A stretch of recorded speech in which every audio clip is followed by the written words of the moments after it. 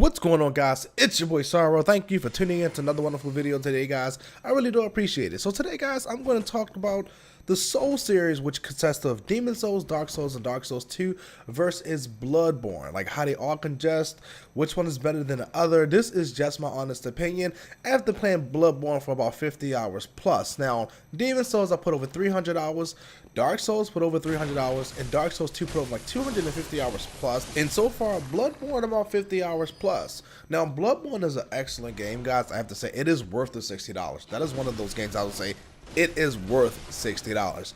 But compared to its predecessors, compared to the people that opened up the gates for this game to even come out, how does it compare towards it? Now, first and foremost, this is how I feel. I feel Bloodborne between out of all three comes probably third on my list. It'll be Demon Souls. No, you know what? I'll probably say, no, yeah, third. I would say Demon Souls, Dark Souls 2, Bloodborne, then Dark Souls. When it comes to the enemies and the bosses in Bloodborne, I feel that some give you a challenge, but most are pretty easy.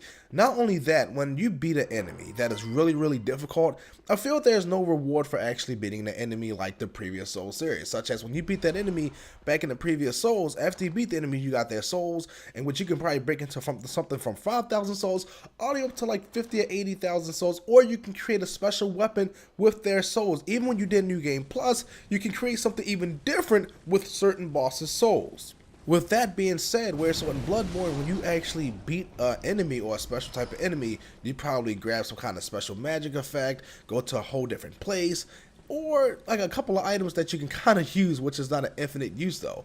And that's basically it. And I think that's kind of disappointing because when you face these really hard bosses, you turn around and say, what was the purpose of me even beating him besides opening a new path to a new place? Now, when it comes to multiplayer, guys, I have to say, it sucks. I found out a little trick that you can do to actually go on ahead and summon your friends finally, but I feel that the soul summon signs was way better in my honest opinion, because you can kind of see where people need help the most in certain areas. So if you're looking for more souls, you kind of know where to go. And this game is kind of random. You just ring your bell, cross your fingers that somebody else ringing their bell. And that's basically it. I don't like that. Now, the PvP aspect of it, I like it because even when it's lagging, the person's not behind you doing a backstab. So that's pretty damn cool. I do like that. But multiplayer aspect of it, when it comes to, like, you know, co-op, don't like it at all. Now, I will tell you, when it comes to the story, it's kind of even. I will tell you that. It's still the same thing as Soul series stories. Like, it's kind of meaningless a little bit, but at the same time it's not. One thing I do like about Bloodborne storyline is that they integrate the NPCs into their storyline, which is really interesting. Now, this is probably going to be a spoiler if you haven't got this far, but when you send a lady to the Cathedral Ward that gives you blood, during the storyline, when certain things start to happen, she starts to get hurt, like basically hurt, and you can't talk to her anymore. Turns out that she has to have a baby, and you got to kill that baby in order to get another piece of the umbilical cord that you could use at the end that will actually change the ending. And you have to have 3 different pieces of that umbilical cord, which I think is pretty badass. So when it comes to the story, I would give it to Bloodborne on that. I like how they integrate the NPCs into the storyline. Now, I had people ask me which one is better between all the Soul series and Bloodborne. At the end of the day, guys, this is how I feel, okay? This is exactly how I feel.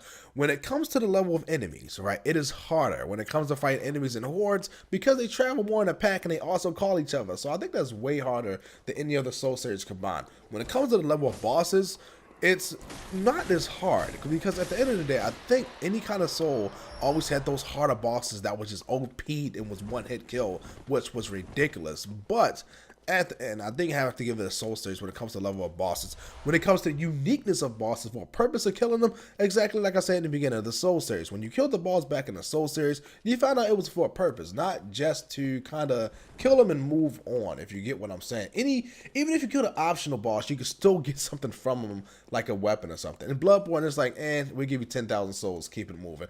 When it comes to the map itself, how everything looks, Bloodborne got to beat hands down. I think that's what makes it unique with the integration of NPCs. So that's how I feel about how Bloodborne stacking against the Soul series. Personally, I think the Soul series is still better in my opinion, but Bloodborne is close by and I really do enjoy it. So guys, please subscribe, give this video a thumbs up. I have a lot more videos on the way, guys, and I'm out.